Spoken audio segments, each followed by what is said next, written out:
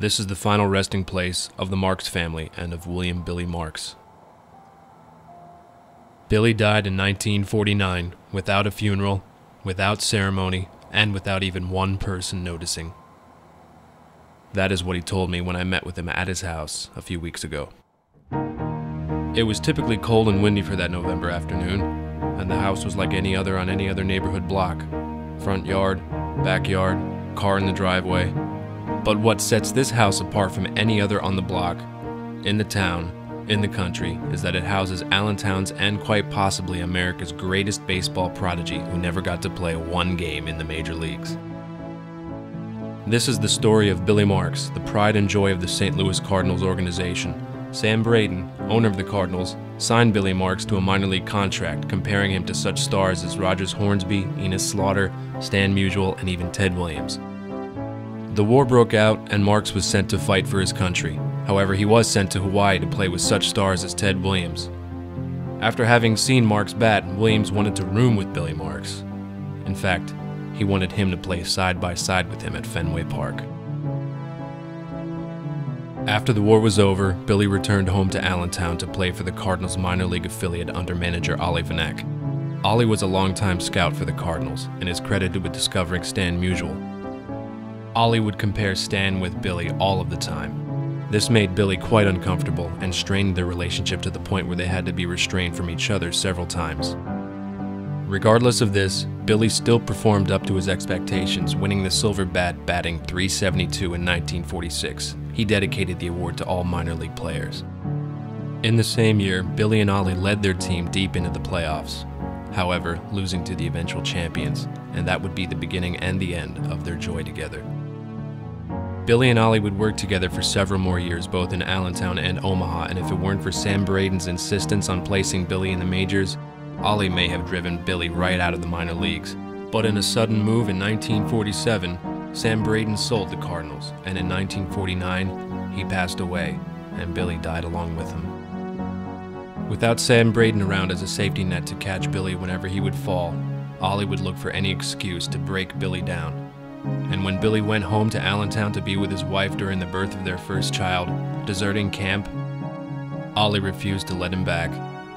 He would blackball Billy, disallowing him to sign with any other major league team, and he held his contract for 15 years, until he was too old to play and had to retire.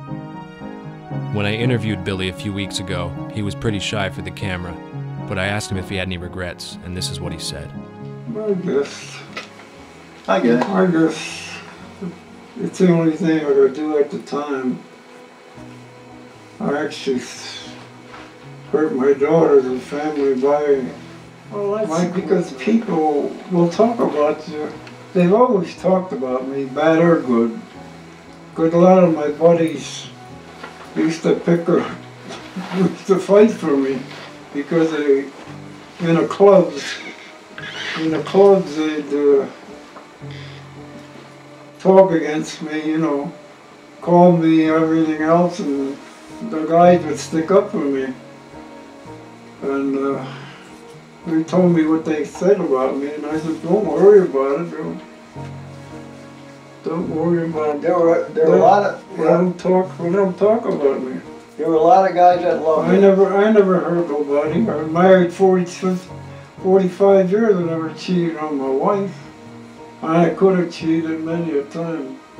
Believe me, a lot of times. I had no use for anybody but my own wife and my children. I figured I'd hurt my daughters, so I would never hurt my daughter. Billy lost his wife 15 years ago and has not left the house since.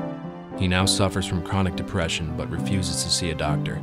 And if it weren't for his best and only pal of 70 years, Jimmy Pissarro, Billy would have very little connection with the outside world. Although his kitchen stays the same, hasn't changed in 40 years, neither has Billy's routine. There's something missing. And although the hand-painted pictures by his daughter still hang on the wall, there's something missing. He's missing the past and the dreams which eluded him. Although his daughter lives with him and takes care of him, there's something missing. Billy missed the opportunity of competing for a pennant with Enos Slaughter, or of challenging Stan Musial for a batting title, or of catching a fly ball off of Joe DiMaggio in the World Series, or of even standing side by side with Ted Williams at Fenway Park. And if it weren't for Curt Flood's challenging of the reserve clause in 1969 allowing free agency in baseball, many players may have ended up like Billy Marks. Minor League Baseball left Allentown in 1960. It did not return until 2008 with the Philadelphia Phillies' Iron Pigs. It is ironic that this stadium, this minor league stadium, will forever cast a shadow upon Billy Marks.